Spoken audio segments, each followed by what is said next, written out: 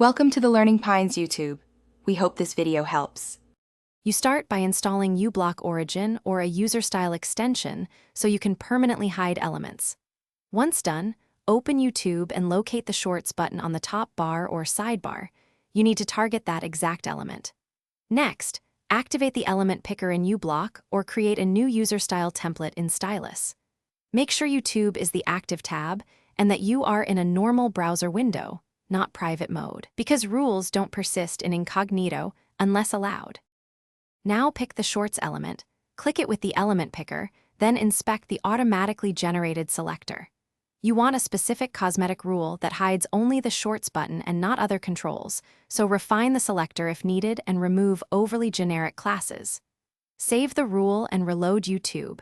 Navigate through Home, Subscriptions, and a channel page to confirm the button stays hidden. Make sure the rule is applied to YouTube, com and www. YouTube, com so it covers redirects and both domain variants. Finish by locking the cosmetic filter or saving your Stylus style so accidental edits don't re-enable the button. Export a backup of your rules, and if you use multiple browsers, import or sync the rule to each one so the Shorts button stays gone everywhere. If the button comes back after an update, clear cache, update your extension, and rerun the element picker to adjust the selector.